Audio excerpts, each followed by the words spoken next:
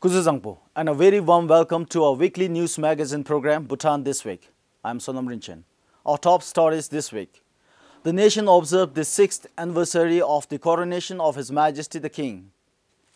His Majesty the King granted Da to the new Health Secretary and the Vice Chancellor of the Royal University of Bhutan. And led by Her Majesty the Queen Mother Thiring Yangden Wangchuk, the sponsored walk for Bhutan Nuns Foundation collected over 5.6 million nultram. Coinciding with the coronation day, cabinet ministers led by the Prime Minister Tshering Tobgay offered Tashikada to His Majesty the King at the Linkana Palace. The Indian ambassador to Bhutan, Gautam Bambewale, parliamentarians and other senior government officials also offered Tashikada to His Majesty the King. Meanwhile, joining the coronation anniversary were about 90 recipients of the Trongsa Penlop and the King's Scholarship. Both these scholarships were bestowed upon by His Majesty the King. On this day in 2008, His Majesty the King received Da Nenga, or the 5 silken scarves, from the Holy Machen of Puna Dewechen by Phodrang in Punakha. The Da Nenga is received each time a royal successor is enthroned. This sacred ceremony symbolizes the continuity of enlightened guidance from the Golden Throne. His Majesty the King granted the Da to the new Secretary of the Ministry of Health, Dr. Doji Wangchuk.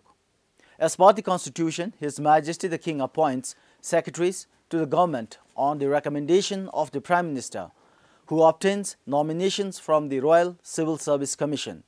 His Majesty the King granted Da to the Vice Chancellor of the Royal University of Bhutan, Nidup Doji, who assumed the post earlier in September this year.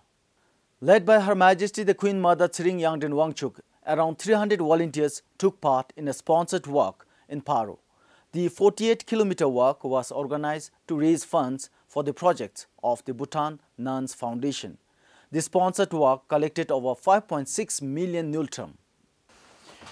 The event was kicked off with the offering of kada and prayers by Her Majesty at Tamchilhagang in Dogogyog. Her Majesty the Queen Mother made the first contribution for the cause.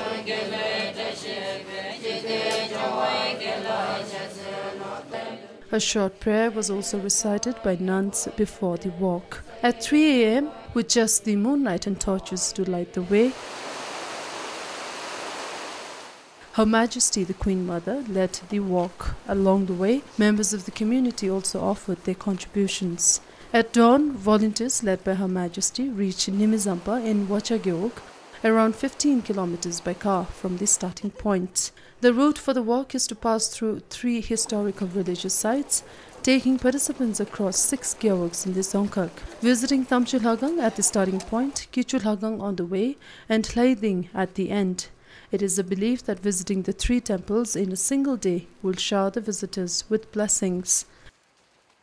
Not only fundraising for the Bhutan Nuns Foundation, of course that was one component, but also, like I said, to give opportunity to people, all kinds of people, all background came and joined. And then also it was a tribute to our country's well-being, and also we prayed in each temple we went that is for the peace and health and wealth of our His Majesties.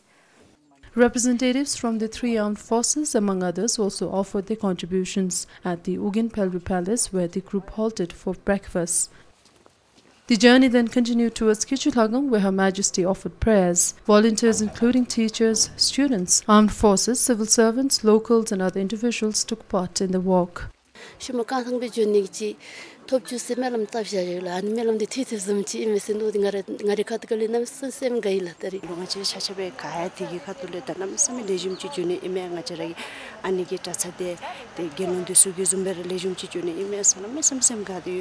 First thing is you are helping for a very good cause, and second thing is it will also keep you physically, mentally and socially fit.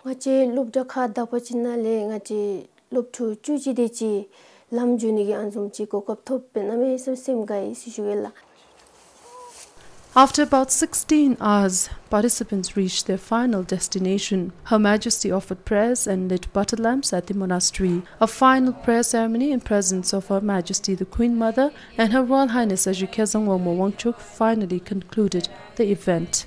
Compiled for Isha Gyaltsen, the Kichorin Doji for PBS News. Druk Nyamrup Thokpa says there is a need to introduce unrestricted absentee in-person voting instead of postal ballot. This will allow the voters to vote from their place of residence. This is their main recommendation to the Legislative Committee of the National Assembly, who is at present reviewing the Election Act. The Election Act will be tabled for discussion in the upcoming session of National Assembly. Druk Namrup Sokpa says low voter turnout during elections is a serious concern in democracy. They say to prevent a non-inclusive government where less than 50% voters determine the election results, there is a need to allow voters to vote from their place of residence. This facility, the party said, should be unrestricted and provided to all the voters. We also see a danger of voter turnout decreasing in 2018. And this was interesting because from our research it shows that the number of voters in 2018 is going to be just about 40 to 43%. And this is a big concern for democracy, we feel. So that's why I think this study proposes, voting from place of residence. Druk Namrup Sokpa presented their findings and report to the media in the press conference this afternoon. Their research paper states that how allowing people to vote from their place of residence will bring down the cost of elections. The report also shows expenditure incurred by postal ballots. The party said postal ballots are expensive with high rate of rejections and are subject to manipulation. The party said postal ballots are expensive with high rate of rejection and are subject to manipulation. It says with absentee in-person voting, it will not only increase voter turnout but prevent the risks of forming non-inclusive government. DNT says it is possible to implement this. It is very clear that this proposal that we are submitting, voting from a place of residence, is possible in terms of cost, in terms of everything. It only enhances the number of voters turnout. So the research clearly shows that this is possible. The party said it took them more than 3 months to compile their findings, and they have submitted their report to the Legislative Committee of the National Assembly and other relevant stakeholders. Sonam Hammo for BBS News. Out of these 31,000 who were accepted, 7,625. A renowned Thai scholar and politician said that the pace of hydropower projects that Bhutan is undertaking is very fast. He said it is an issue and needs to be managed well. This was raised during the Energy, Economy, Environment Conference, which was held recently. Professor said this is happening because Bhutan is trying to speed up its GDP rate, generate more revenue, and do not have much choice. You will see a lot of turmoil coming. One, construction turmoils. How could you build all the dams everywhere in so many different rivers at the same time, and then it will not affect the transportation in the entire country? The tourism will be affected. You already have a very limited number of high-end tourism. The number are quoted. How would the people want to come to the beautiful Bhutan during these next few years when it's all construction everywhere? Professor said that it shows Bhutan is so much dependent on hydropower. He said the country is not doing enough in tourism and agriculture sector, which has huge potential for economic growth. He also said the hydropower projects have not benefited the people in terms of employment. In a telephone interview, the managing director of Druk Green Power Corporation, Tasho Chongrinzen, said the professor is not so clear about the Bhutanese economy. Tasho said country faces social and environmental issues because of hydropower projects, for which measures are being taken to tackle it. Chetan Dupchu, BBS News. Villagers of Thakchi and Tashidinka under Dakteng Geok in Trongsa are not happy after seeing the village Sokpa still in office, even after they submitted written complaints to the Geok office to remove him. The Sokpa is alleged to have misappropriated public resources and failed to deliver required community services. The written complaint was submitted to the Geok administration in June this year. The letter had thumbprints of over 50 villages. telen ngachi ukhalo pa anzum thakare zo anzum besosra pa tele endai hora auku ba tele ukhalo pa phenda kane me be chugi pa anzum ya kogi de nyamjo be ma to anzum re khore be ni khai sedi bere ta to nyamjo ma be ande bere to ndigi tenga chiro misiro ma ple pen me to be pen ma to sokpa de mengo be seda ndigi ngachi singi pastoro saye mi jin be ni digi ta hongi ngachi lu de ma se mangi wasi de gaira hongi tap to sumbe be umese ondigi mengo sela. The villagers also said that they had written to the Geok office twice, but nothing was decided. Meanwhile, the Tsokpa refuted the allegations.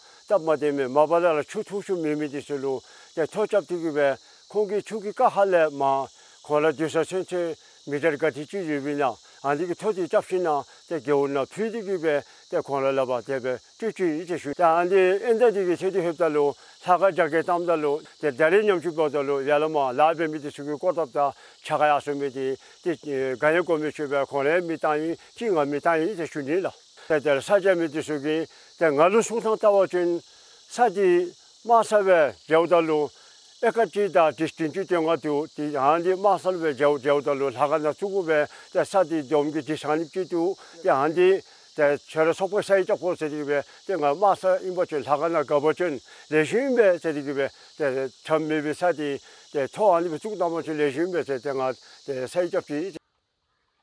Meanwhile, Dr. Gabgile Chofil said that the case was resolved after holding a meeting where majority were in favor of the Tsokpa. However, the election officials said that the Local Government Act fails to state whether people can or cannot dismiss local leaders from office. Compiled for Sujaman Thapa, Tanin Finso, BBS News. From now on, if any members in Paro fail to attend the Dzongkha Tsokdu, they will have to pay a fine of around 14,000 Nultam. This was decided at the Dzongkha Tsokdu recently after some members did not turn up for the meeting.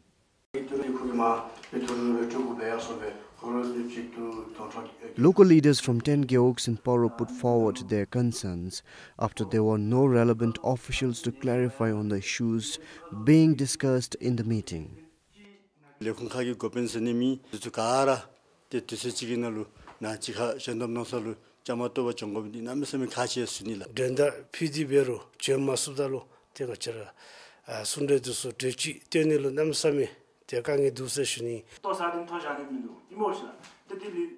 chairman of the Dzongkha Tsokdu said when there are no representatives from relevant agencies, it is impossible to make decisions. But the chairman has no authority to ensure their presence or punish those absent.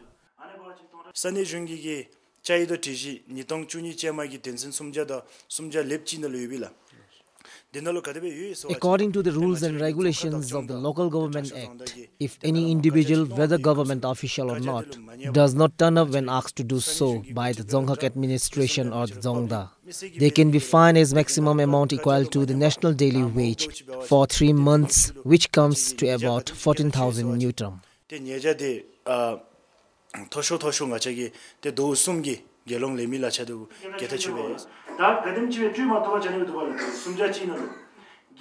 Puptring said imposing fines will ensure everyone's presence, resulting in a more productive meeting. Well, the highest decision-making body in the Dzongkhak has made its decision, but will this change anything? Only time will tell. For Yeshigetse, Sunamugen, BBS News. Snow leopard countries in the world in October last year. In Bhutan, there are no records on the number of snow leopards in the country. We are going to do a camera trapping of where there's possibility of finding snow leopards to confirm whether it is really there or not. And this all this program, I think within the period of about a year, we are hoping to complete the nationwide survey. The Chief Forestry Officer of Jimmy Gesser Strict Nature Reserve says that there are no records maintained on the existence of snow leopards. But there are evidences from the yak herders that snow leopard exists in their nature reserve. We do have the strong evidences to say that we have a snow leopard in the Jimikisa Stick Nature Reserve. We have evidences of the park mark, and we have the depredation cases, the snow leopard killing the yaks, and few of our local people also have sighted inside. Some of the people at the celebration said they do not know the name of the animal, but their yaks are often being hunted.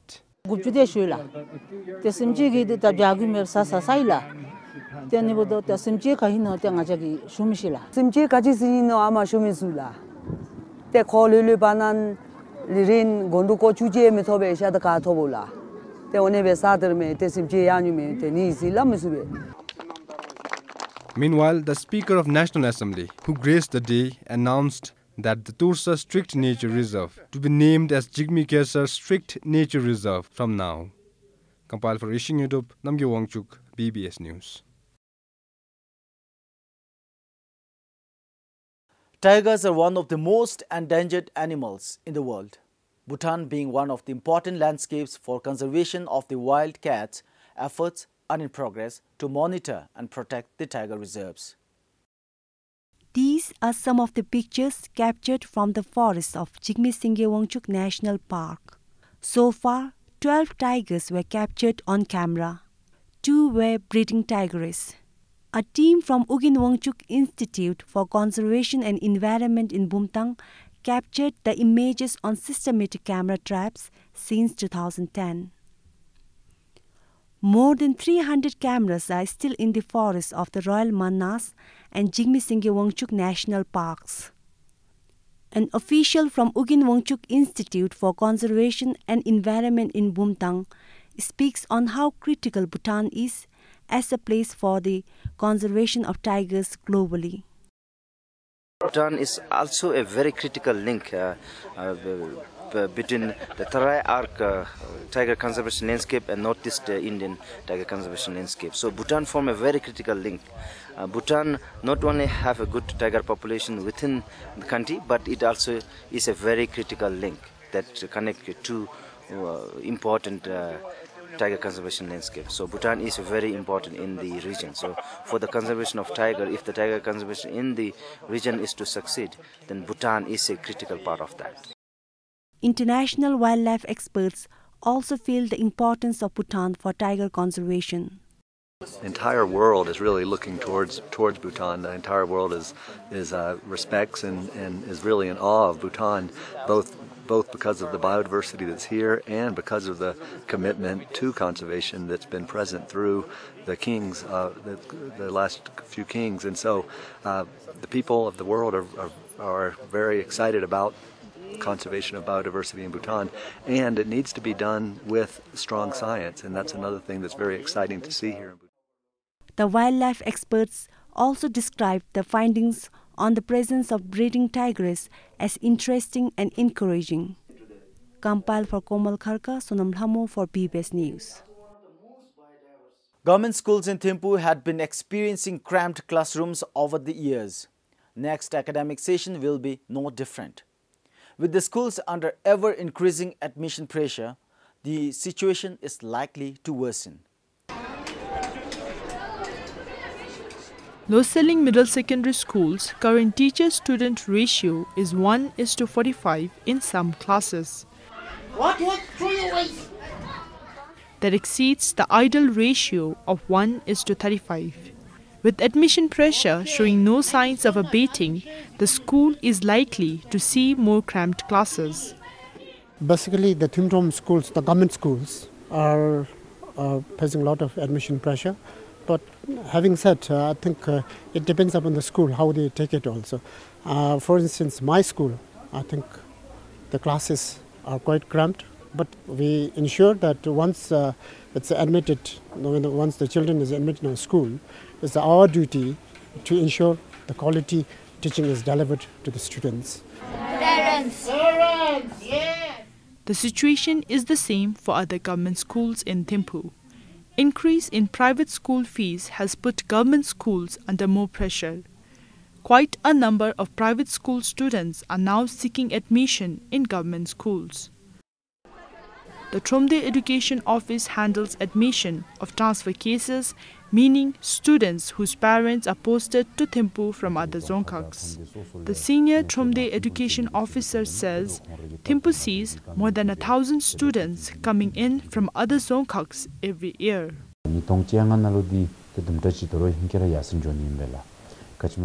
The admission pressure is going to be more for the academic year 2015. Firstly, there will be transfer cases from other Dzongkhaks. Secondly, we'll have students passing out from lower or middle secondary schools and joining higher secondary schools.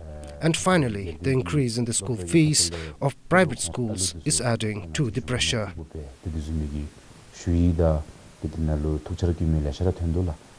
The Tromde Education Office says admissions will be granted to all the transfer cases, but it cannot assure the schools to be of the parents' choice. There are 19 government and 15 private schools in Thimphu today. Sonam Chudin, PBS News.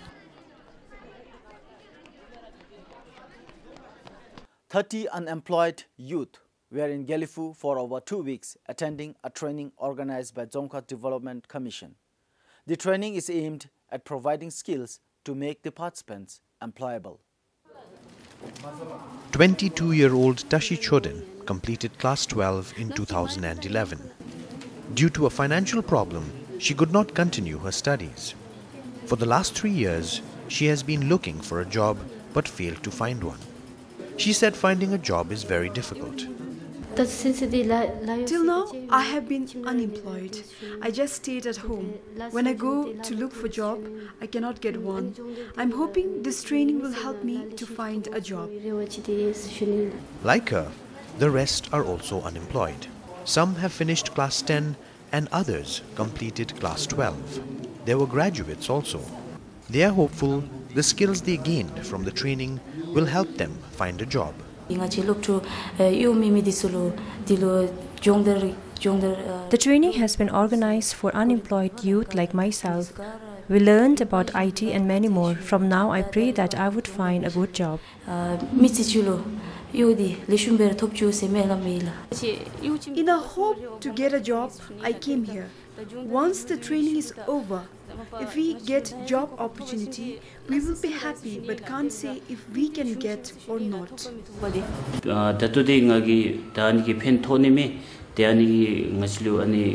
Right now, I cannot say it will benefit and that it is necessary for us. At the moment, I am in doubt.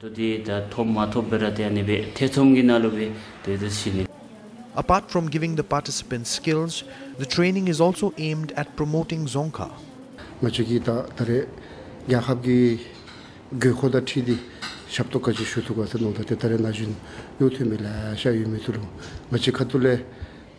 They know English. We organize this training in a hope to make Dzongkha useful to them and enhance their knowledge so that they can find a job in the future.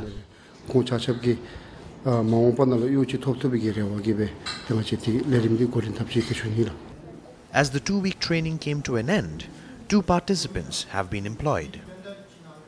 The participants were trained in Dzongkha grammar, translation, letter writing, IT, positive thinking and file management. Compiled for Purba, Tenzin Rabke, PBS News, Gelifu. Well, that is all we have for you this week. Join us again next week for yet another edition of Bhutan This Week.